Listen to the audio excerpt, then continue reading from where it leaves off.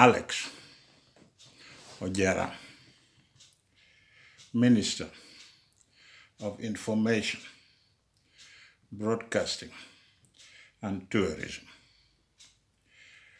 Alex Ojera was the first Minister of Information, Broadcasting and Tourism when Uganda got her independence. He was the minister in the Uganda People's Congress government, which was toppled in 1971 in a military coup by 𝗢𝗲𝗲𝗍𝙠.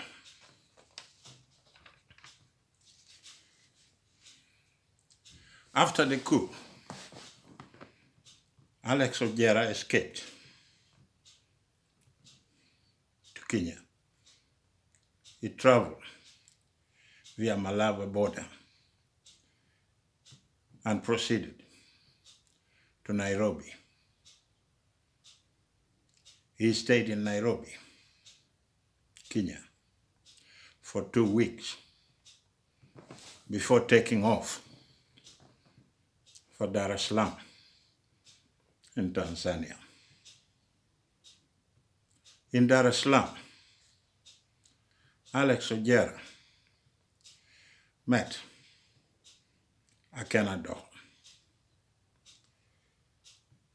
who told him that the president of 𝗏𝗏𝗿𝗏 want to talk to him. And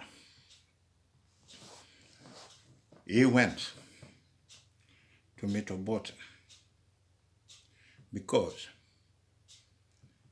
as a minister, and he had just come from Uganda, he had valuable information that the president wanted to know. 𝗏𝗏𝗿𝗏 wanted to know the situation in Uganda, whether people still like Uganda People's Congress. He wanted to know whether the project they put in, like hospitals, were still functioning. And he got that information from the ex-minister of Information, Broadcasting and Tourism. Alex Ojera was a very resourceful man. He was also a former teacher who taught a lot of people, who became very popular within the Uganda People's Congress.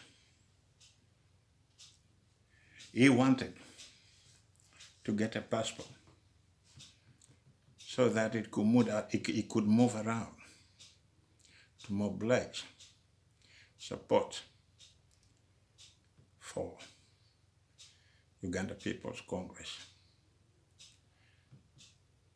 He asked 𝗏𝗏𝗿𝗏 whether he can organize for him a passport. And 𝗏𝗏𝗿𝗏 told him that it was not easy to get one unless he begged from the people concerned.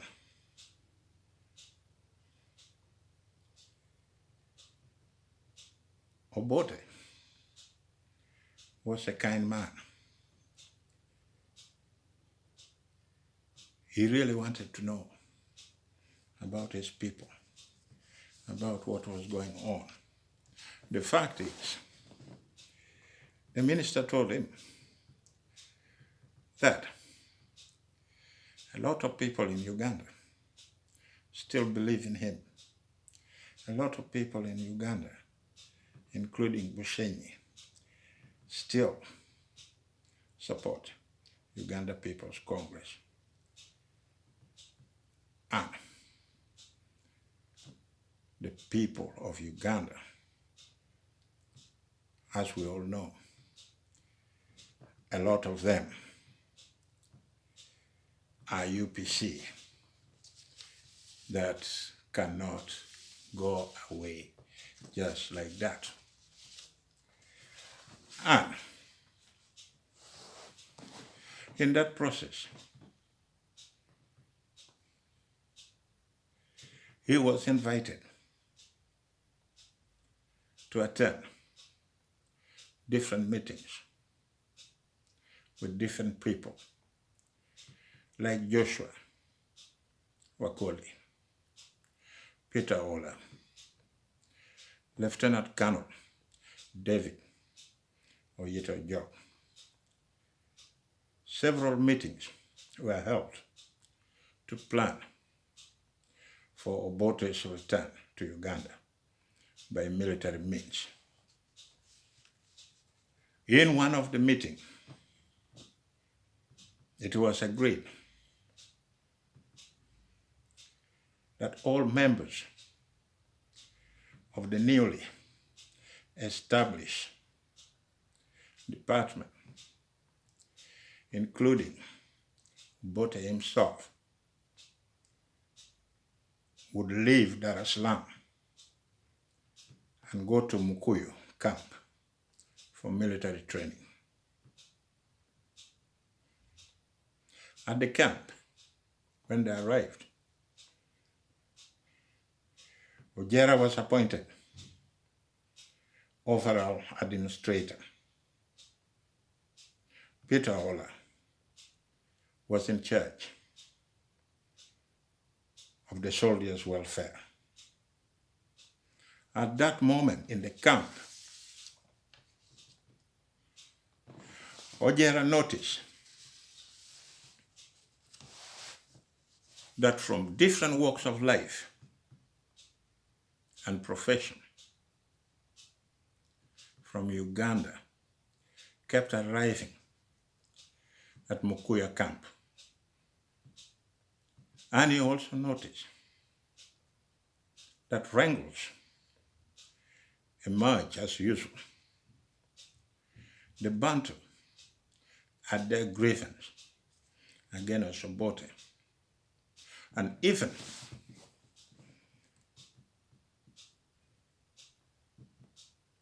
in a time when Uganda should be united to get rid of an enemy, and that enemy was Amin 𝗔𝗵𝗏𝘅.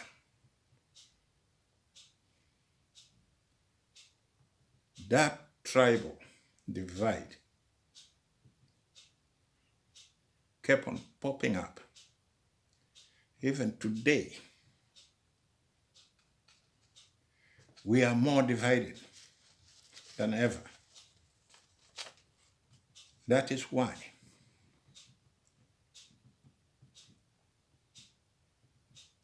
uniting Uganda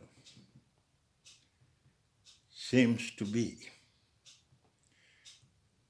a difficult job to handle, especially when one side at that moment of time, the Bantu, had that feeling that they are being isolated, and the wound between 𝗕𝗏𝗍 and the hatred for Northern became even bigger than ever, especially towards the people from Lamu and actually sub-region. It is a divide that is hard to solve. It's a divide that had been destroying whatever unity Ugandans try to build. I know that individual Bantus, with their hatred for 𝗏𝗏 started right when we got independence. When we got independence. And that is something that should be worked on. Don't forget to subscribe so that you don't miss your daily info on Uganda. Let me be clear, and let's get started. In 1972, Uganda People Liberation Movement, UPLF, rebels, attacked Uganda from Mutukula. They entered Uganda through Mutukula border in Masaka district and Kagati in Barara, then Ankole. The war that was to reinstate former President Obote to power turned nasty. The Uganda Army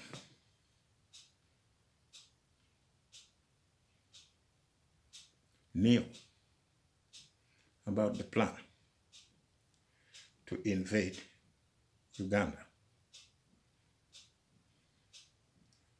and defeated the rebels. Many were killed, while others, like the former Minister of Information, Broadcasting, and Tourism, were taken prisoner of war. According to a reliable source, claim that some people who were in Mukuya training camp passed information to Uganda government. And when the rebels arrived, they knew exactly where these people are entering from, and they laid a trap with the help of some of our own people, the local, who were leading Uganda Army to the places where some of the rebels were hiding. They were ambushed.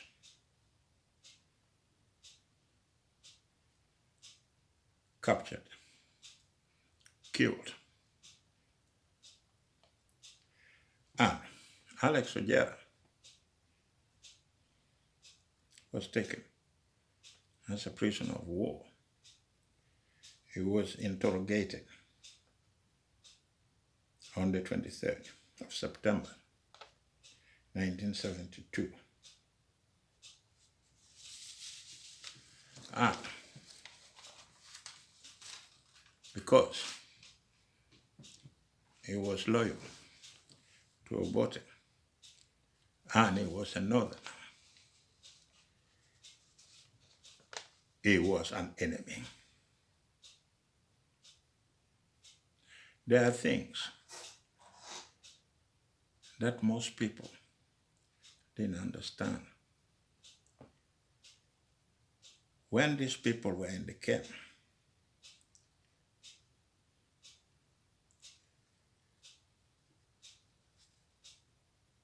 there were so many people who claimed to be loyal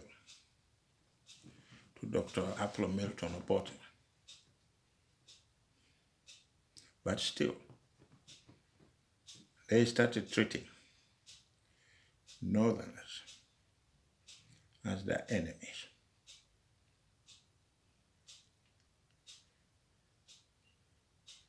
They knew what they were up to. They knew that an enemy of your enemy is your friend. And I hope we have learned something from what happened before.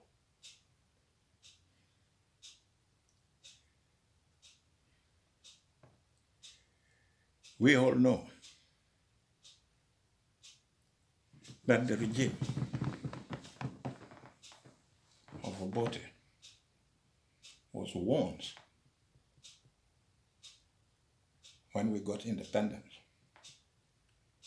by the governor. The governor told Obote that he has to take a disciplinary action against 𝙁𝙗𝙗𝙠 for the killing that happened in Turkana. Obote didn't take the advice from the governor seriously, simply because Obote has one problem, and the problem is his weakness.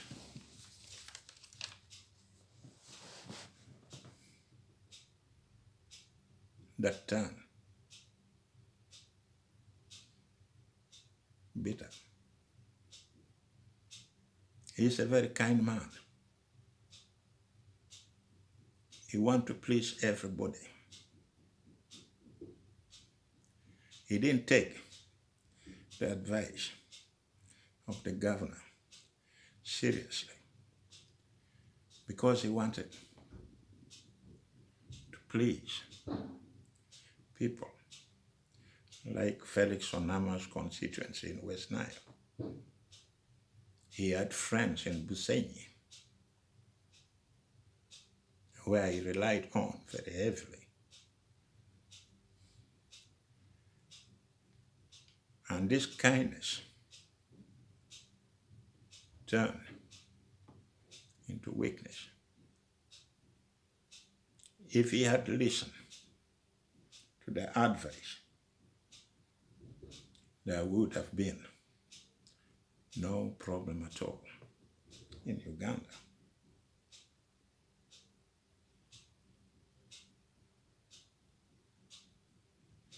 During Obote's government, we all know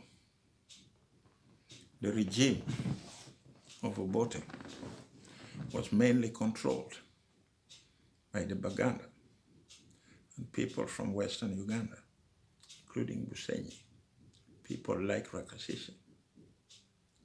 When you appoint your cousin as a spy master, you have to be very careful, because running Uganda in itself is not a family business.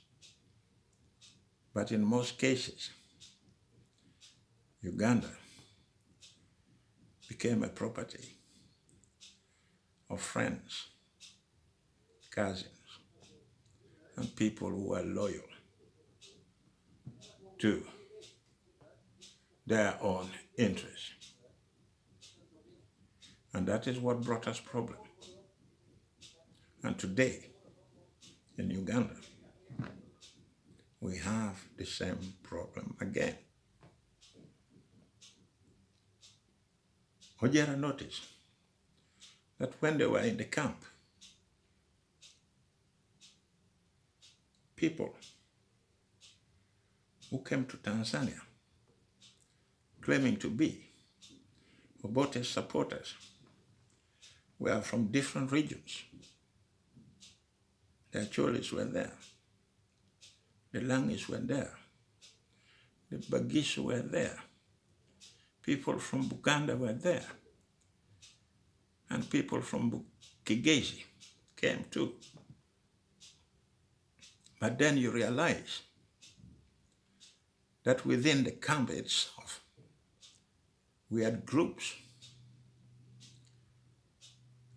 group that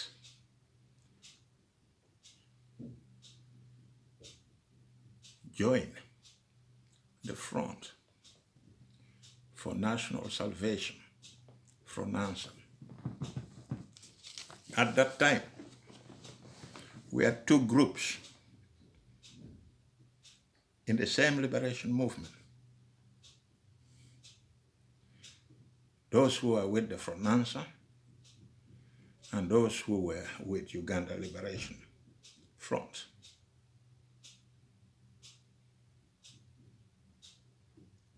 That is when you realize that the divide and rule strategy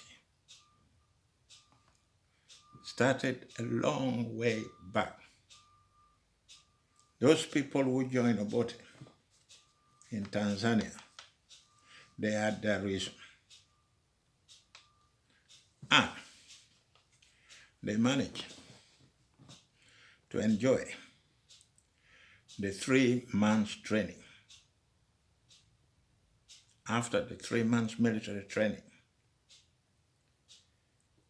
they left for the border of Uganda. Obote himself went to Mukuyu camp, and brave leaders like 𝗕𝗏𝗄𝗅, Nyero, Tito Okello, Peter Ola, and ordered them to move to the border near Mutukula.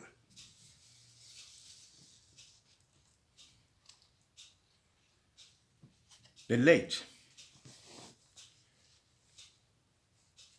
Minister of Information, Broadcasting and Tourism was given a lorry to drive.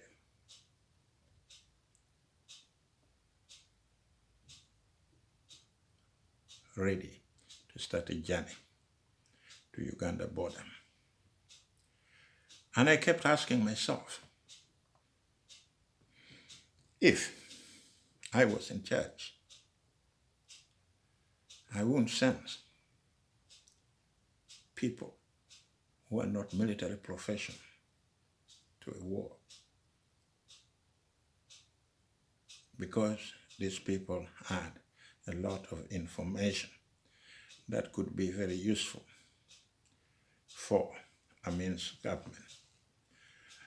And up to now, I have failed to understand the logic in sending ex-ministers to fight, because some of them never returned home. And if you look at the case of Alex Ojera, when he was arrested, his parents went to see him.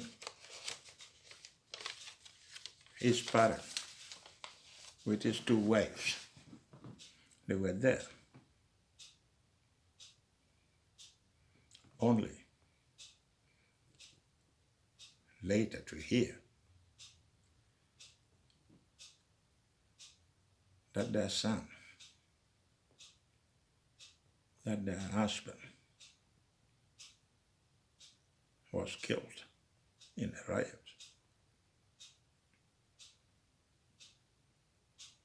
It is very painful. If that is your father, if that is your mother,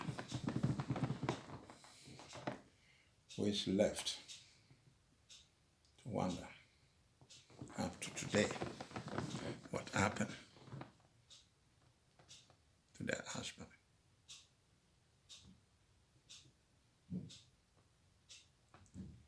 We have lost a lot of innocent people because we had been playing games with one another. What should have happened when Obote came back, when the Tanzanians liberated Uganda? They should investigate. They should have investigated who leaked the information to Amin's army They were waiting for these people. They were ambushed and they were killed. But other groups were being helped by the local people. That is how they managed to get back to Tanzania. Let's hope we have learned our lesson. To Alex Ojera, we will remember you as long as it takes. And remember, I will be back.